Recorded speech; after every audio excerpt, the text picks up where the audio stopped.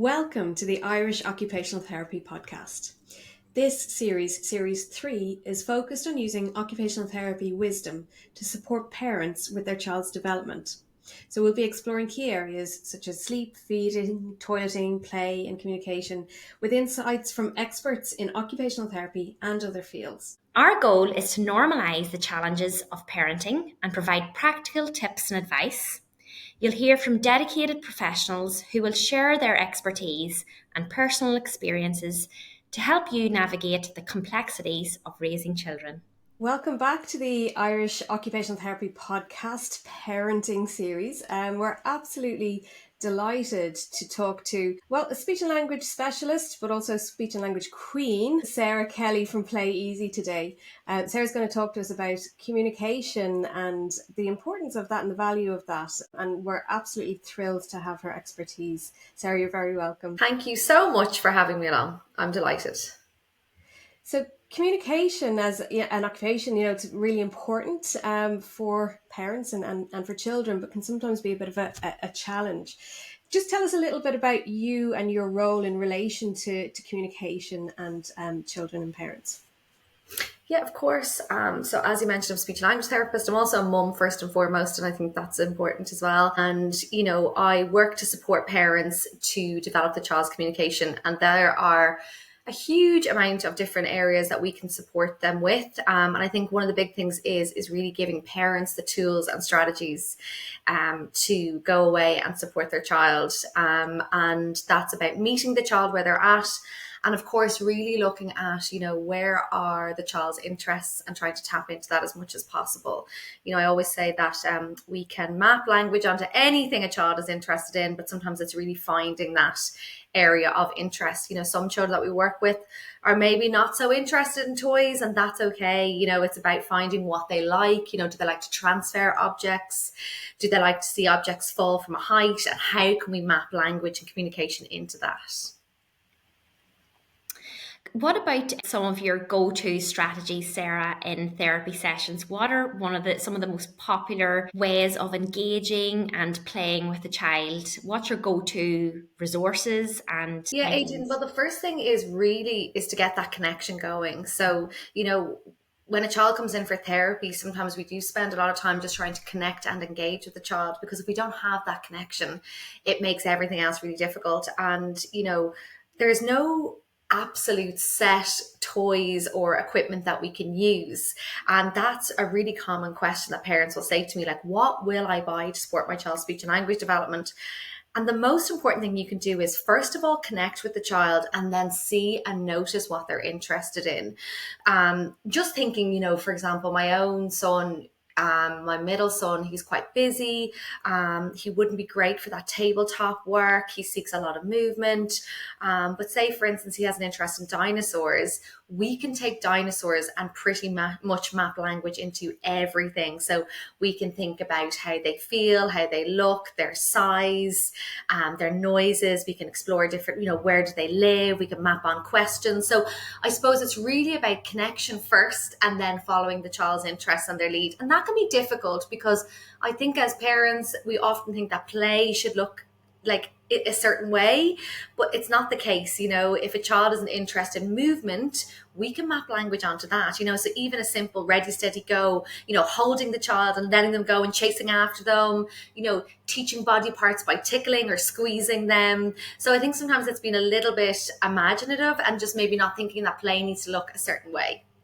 Curiosity, anticipation, looking out for all of those opportunities to create. Yeah.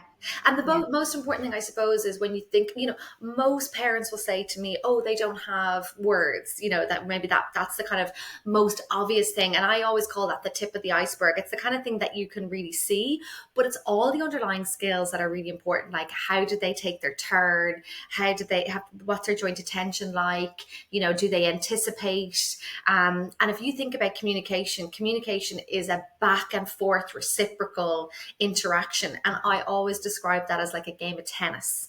So you take a turn and they take a turn. Now, If they're not using words, that doesn't matter. Is their turn an anticipatory body movement? Is it a raise of their eyebrows? Is it like a little bit of a posturing in their mouth?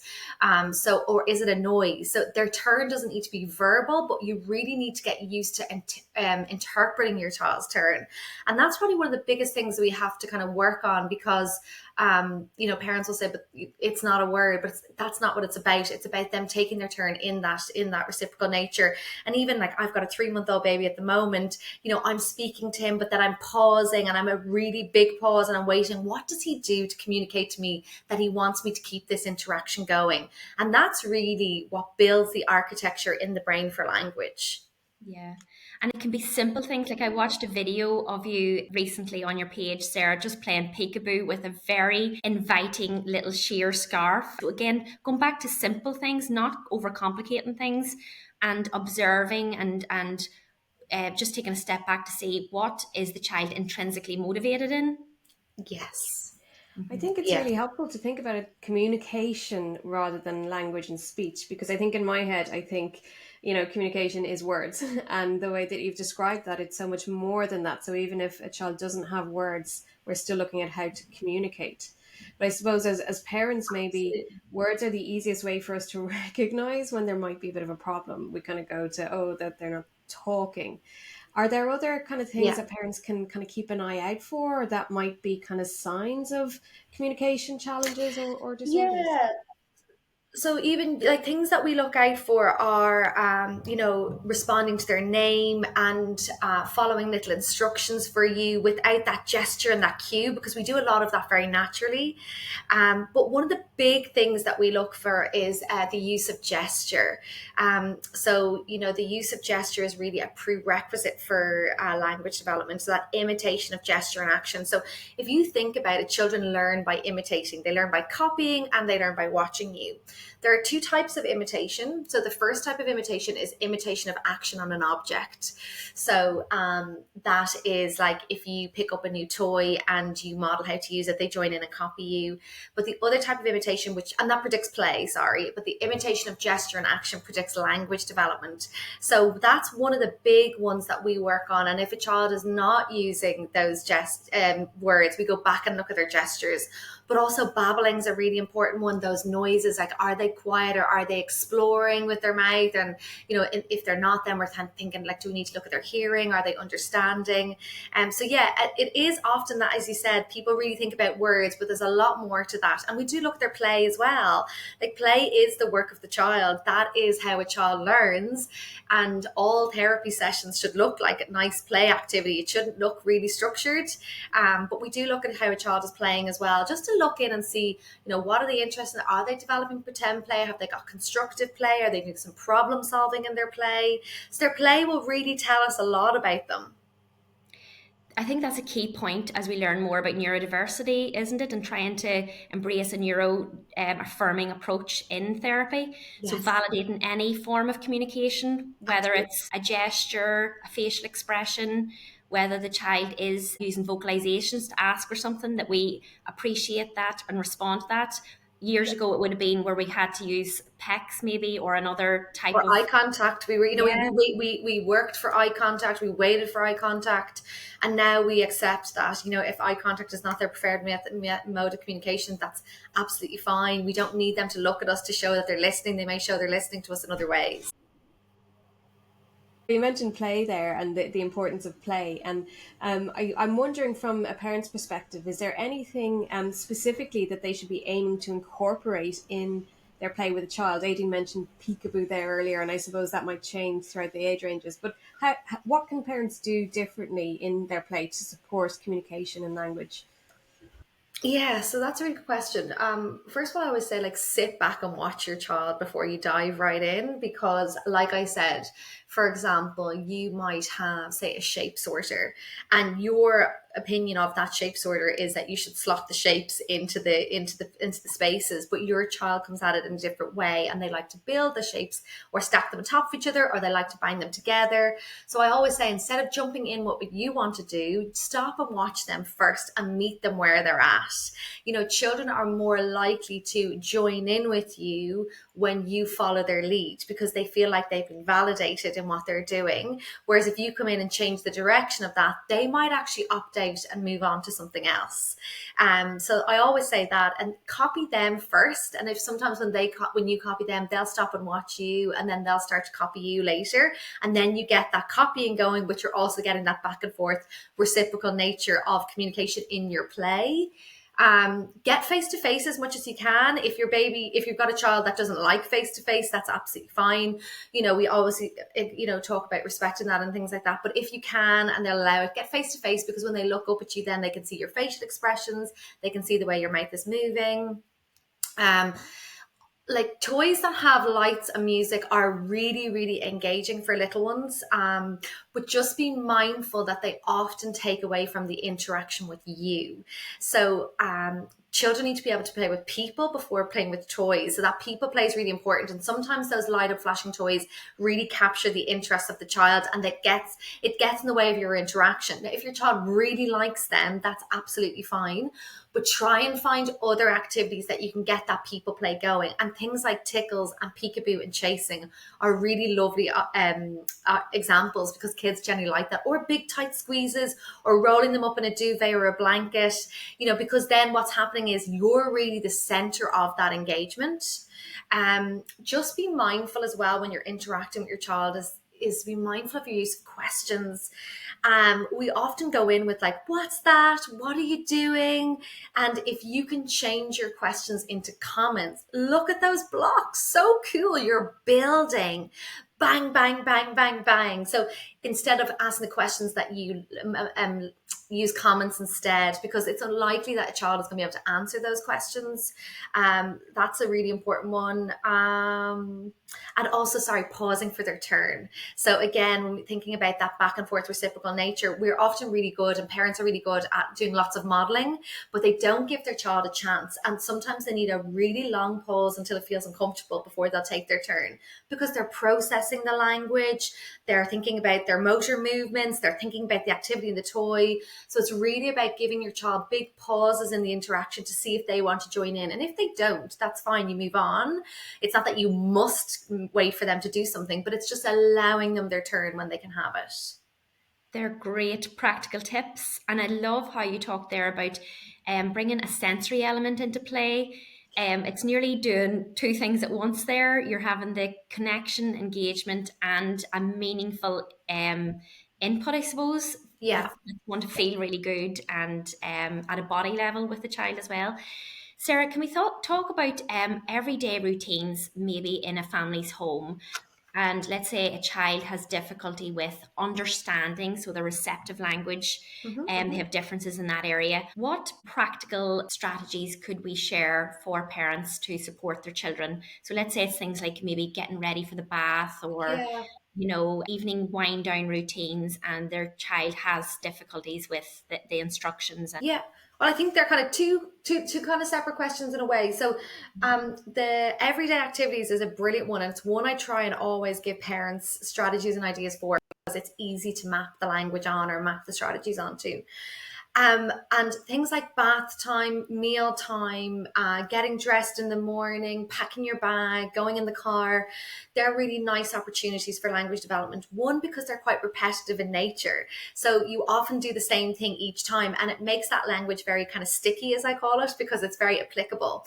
It's one of the reasons why I don't love flashcards. And I feel like there's often a misconception that we need to get children engaging in flashcards.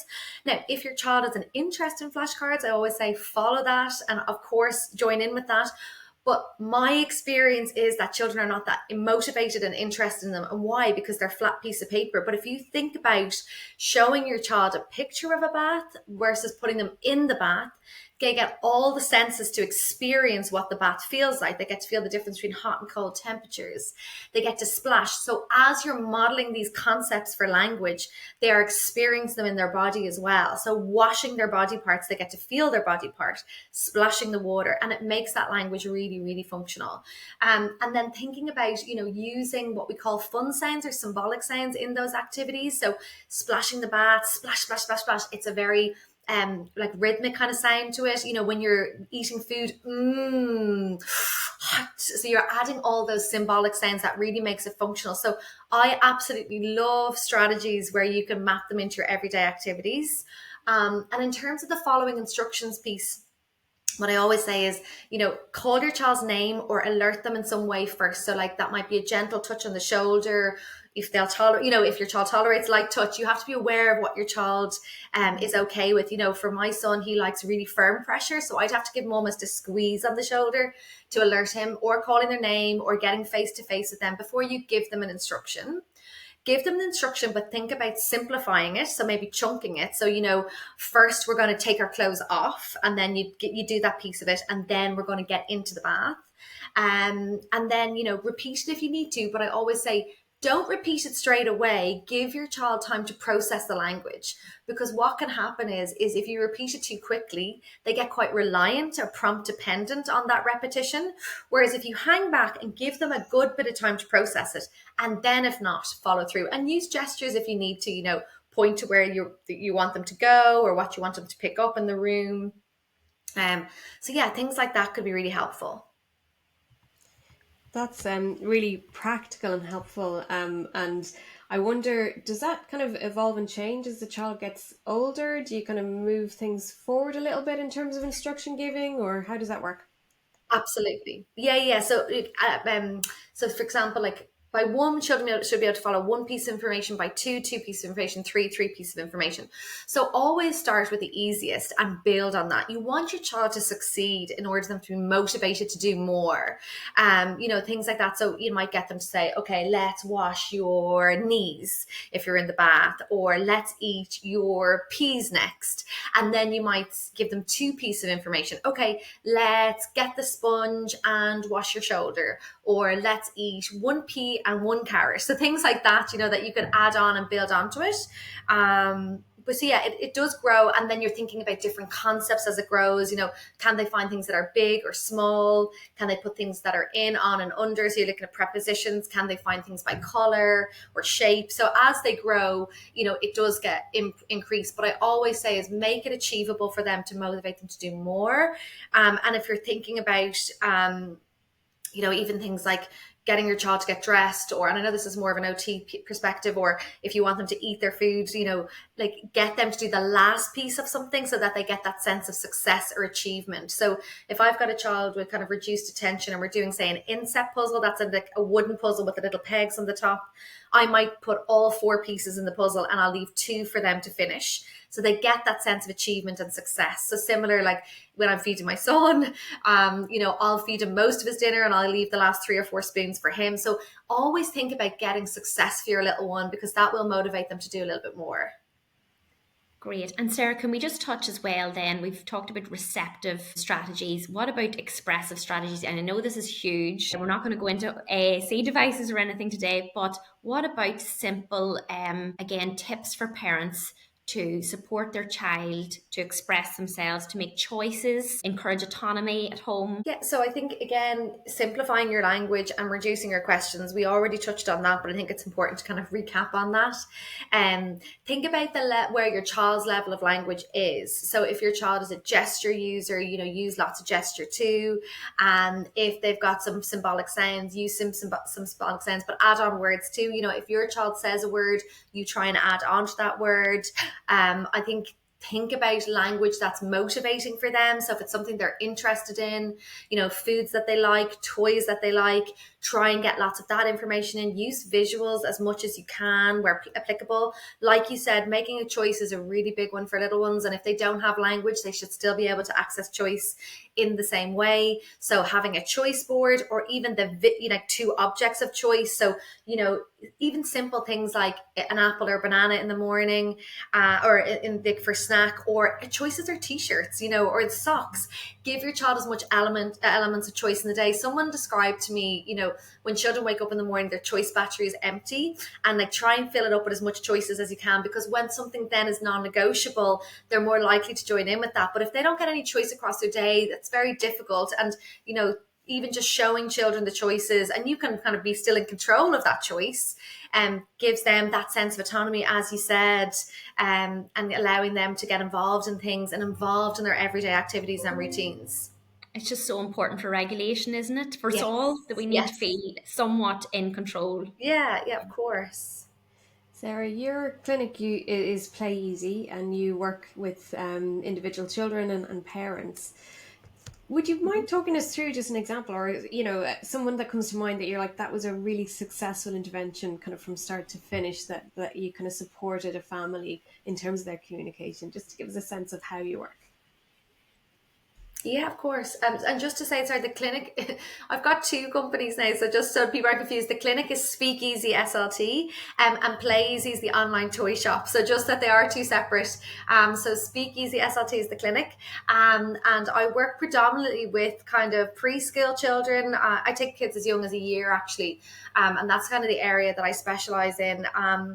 It's really tricky to pick out one in particular. I suppose the biggest thing for me is I love being a part of families' journeys, and I feel like I really get to, in my job in the private kind of sector, I feel like I really get to build such a rapport with those parents and spend so much time with them, and you really go on a journey with them. Like, I've had kids in my case over 3 and 4 years. There's one particular kid that stands out to me at the moment, and this little girl came to me, and we went on a journey in terms of getting an autistic diagnosis and things like that, and that all came, and we were just on the cusp of those words starting to come. And this little girl got really, really sick, and she was in hospital and ICU for so long. And gosh, I was so worried about her. When she came back to the clinic, I just suggested to mum, about AACs, which is Augmented and Alternative Communication. So we used an iPad with a app on it. And sometimes parents are a bit reluctant around the use of AAC because they think that might hinder language or stop language emerging. But this mum was totally open to it, and we got going with it, and she was doing really well with it. And I sent her off on a little break to come back. When she came back, she was speaking in full sentences. So that's a really, really big success story. That always doesn't happen with AAC straight away. It often takes a good bit of nourishment and things like that and modeling. But it's just one that sticks out because, mum was just so open to it, and they feel like they've been on quite a journey already. And obviously with her being so sick in hospital, and then just to hear her voice. And I think that's such a lovely part of the journey with parents, when they do hear their little one's voice, or they start to recognize communication is not just words, and they start to notice that, and they start to really get that interaction going. So yeah, it's really rewarding. I absolutely love my job. An amazing example, Sarah. And it sounds like you got her just at you introduced it at the right time. That's it. And I think that's a really key part, isn't it? It's sometimes the timing of it and knowing the little ones, and as I said, you spend a lot of time with them and figuring it out. And it's not always that, that is, as I said, a real big success story. Sometimes it takes a good bit longer. And I suppose parents come in and you've got to really help them come to that idea, because I always make this analogy that, when you go to the doctor, you get a prescription and you come away and you take your medication and you feel better. And I think when they come into speech and language therapy, and similar to occupational therapy, parents don't always know what they're coming into. And it's not always that quick fix. And there's a lot of work to do to get there, and a lot of parental involvement. And that's hard. I completely empathize with that as a parent, that, you're busy, you've got other kids in the family, you're working, and you're trying to map this therapy on. And it's not your everyday lingo, and it's not the way you ever thought about things before. And it's our everyday bread and butter. So it does really involve that, really gentle support and guidance, and looking at that individual child to get them to where they need to get to. Sarah, you mentioned there the reluctance around iPads, and I suspect you might get asked this a lot. There's, in terms of the evidence of the impact of iPads on children, it's still emerging. We're still not sure, what's going on. But in terms of its impact on speech, is there much evidence or research around the impact of using devices for communication with children? So yeah, so I think about like there's like the iPad, and then there's an iPad with an app for communication on it, if that makes sense. So there's loads of evidence behind the AAC piece, but on, the uptake of it is quite low, and then I feel that we don't have a huge amount of like specialist support around AAC apps and devices and things like that. But no, there is a lot of evidence for the AAC part. In terms of like iPads and communication, there's emerging evidence, they know that the impact of devices and TVs and screens and things like that on language development. But as a parent, I always say everything moderation. But I also think then for our neurodivergent children, they need screens. They're learning from screens. They're echolalic. They're picking up language from the screens. They're gestalt language processors. We know now about how we can map language onto that. So we need to not see that as such a negative thing. And I think we need to think of what works best for the individual family. And I think that's really key. If it's working for this family, we need to meet that family where they're at. It's not about the family comes in, the kids using an iPad all the time, not for communication purposes, but for, interest and engagement and things like that.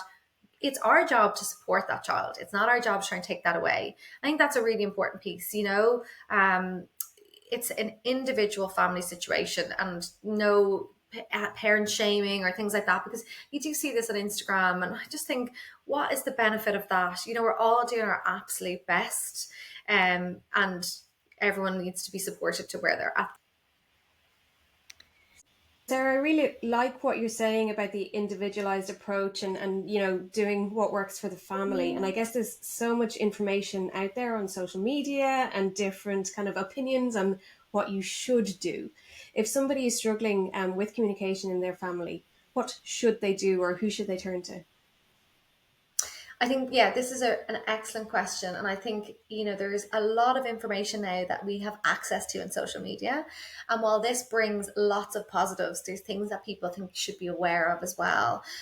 So if you're getting an information and advice around any allied health professionals, we're thinking speech and language therapist, occupational therapist, physiotherapist, dietitian, that they're a core RU registered in Ireland, and I think it's the HCPC in the UK. They're a registered member of that, of their body, because there are people that are maybe have an experience of something, and while their information is really, really helpful, that's just one lived experience. And I suppose as health professionals, we are consulting the evidence base. We are seeing lots of different children all the time. So I think just making sure that you get your information from a good, reputable source. Because while the information can be helpful, it can be overwhelming, and it may not always be completely accurate. And then I think there's a little bit of scaremongering, and then there's lots of other things that come with it. So I suppose just making sure that you're getting your advice and just consulting, and being mindful as well. Like, don't overload yourself with too much information, because I think then you get all this information, but you don't actually know what to do with it. And in terms of speech and language therapy, whenever we're giving suggestions and advice, I always say, take one strategy at a time, apply it before you take on another strategy, because otherwise your interactions with your child are not very fluid. They're kind of disjointed, because you're thinking, was that a question? Was that a comment? Did I pause? So just taking one strategy and just trying to map that into your day. And when you feel comfortable with that, then add in another strategy. Brilliant. Really helpful, because I think there's so much shoulds out there, and guilt and shame when you don't get it right, or feeling that there's only one way, and you're letting your child down if you don't have the perfect strategies. So I really like that, simplifying it and personalizing it seems to be important. And something that I say to parents all the time is, your best is good enough. This is a lot of pressure, but always remember, and you are the expert in your child. So when parents come into the clinic, I might be an expert. I don't like to say that, but you know what I mean? I would always say you're the expert in your child. You know your child best, because that's the biggest thing I hear in the clinic all the time, that parents aren't being listened to. And I think in the, the HSE and things like that, it's just, there's such a demand on the services. It's very difficult for them. And I'm not blaming any individual therapist. I think it's a service level issue. But I always say to parents, tell me, because you're the expert in your child. Sarah, you're an absolute expert in your field. It has been such a pleasure to learn from you today and to have such useful, helpful strategies and tips that are going to be invaluable to our listeners. Thank you so much for taking the time to join us. Thank you so much for having me. You're so good to ask me. Thank you. I appreciate it. That's all for today's episode on the Irish Occupational Therapy podcast. We hope you enjoyed our discussion and found it informative and engaging. If you've any questions or comments, we would love to hear from you. You can email us at irishotpodcast@gmail.com or connect on Instagram or Facebook. And remember to subscribe to our podcast so that you never miss an episode. If you found this episode helpful, please leave us a review on your preferred podcast platform. Your feedback is important and helps us to improve the show, so please do leave it. Thank you for listening to the Irish Occupational Therapy podcast, hosted by myself, Jen Trechek.